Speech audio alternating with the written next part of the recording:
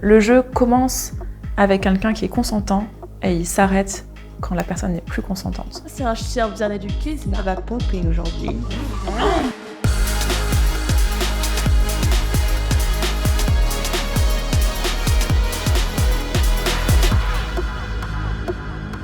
Je suis Lucella, j'ai 29 ans et je fais des vidéos femmes-d'hommes, donc de domination féminine. La domination féminine, ça peut être du contrôle psychologique, physique ou financier. Par exemple, je peux contrôler la masturbation de mes viewers et plein d'autres choses très sympas.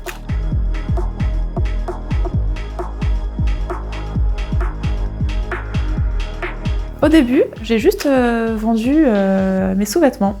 Ça se faisait à un moment donné. Mon partenaire était soumis et fétichiste des pieds et il regardait beaucoup de vidéos de performeuses qui parlaient à la caméra en POV, qui donnaient des instructions de masturbation, qui montraient leurs pieds à la caméra et tout ça. Et donc je me suis dit, allez on tente, ça me plaît. Je le vis déjà dans ma vie personnelle. Si en plus on peut me payer pour ça, pourquoi pas.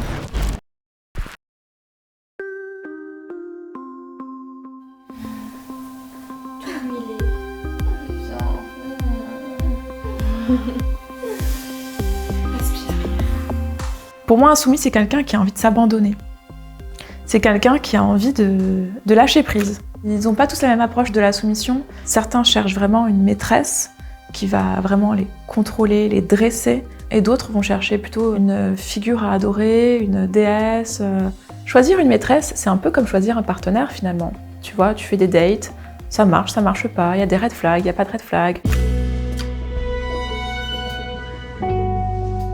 Ce qui va me plaire vraiment, ça va être la relation de proximité que je peux avoir avec certains de mes soumis et de mes fans. Je vais aimer en fait la confiance mutuelle qu'on peut avoir. C'est un métier thérapeutique, et pour moi, et pour les autres. J'ai trouvé à travers mon métier actuel une façon de créer quelque chose, tout en transmettant aussi quelque chose. Je transmets du plaisir, je transmets du bonheur, mais les parents rêvent pas que leurs enfants deviennent créatrice de contenu pour adultes, tu vois.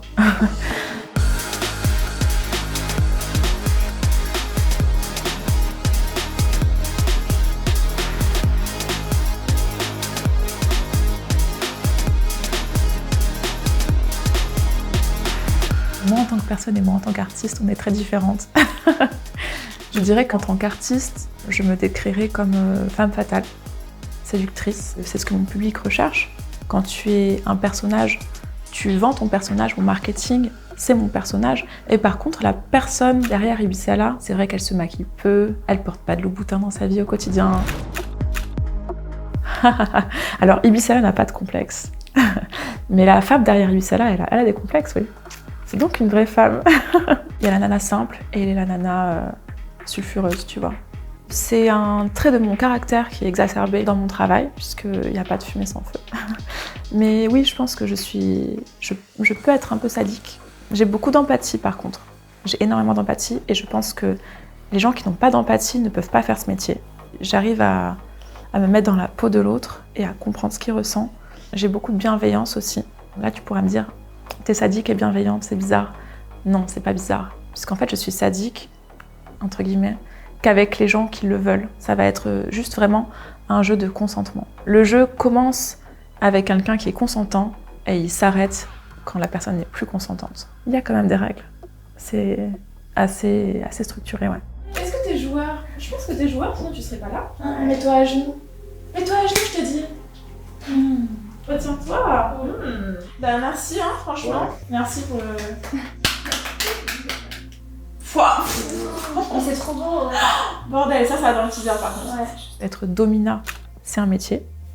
C'est pas une personnalité. Être domina, c'est pas être dominante.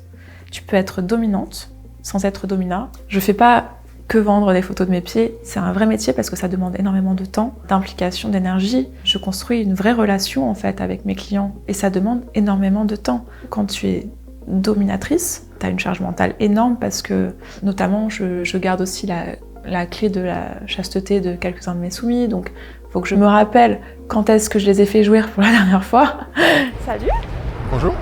Alors, est-ce que tu as ramené ce que je t'ai demandé? Oui, maîtresse. C'est les petites clés de sa cage de chasteté. Donc je suis un de ses serviteurs qui essaye de contribuer à son bien-être dans la vie de tous les jours, en lui offrant des cadeaux, des donations, des offrandes. Je crois qu'il ne faut pas avoir peur de ses fantasmes et essayer de s'épanouir le plus possible. Il y avait les escarpins là qui me plaisaient bien. C'est bien. Il n'y a rien de négatif à se servir. Il y a plein de métiers de service qui sont tout à fait légitimes.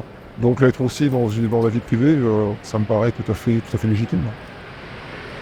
Regarde celle-là, elle est magnifique. Avec ça, super.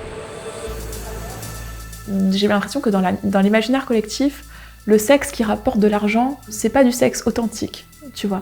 Parce que dès qu'il y a une valeur financière, c'est plus authentique.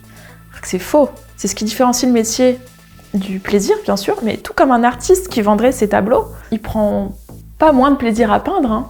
C'est juste que ça lui permet de remplir son frigo, c'est tout.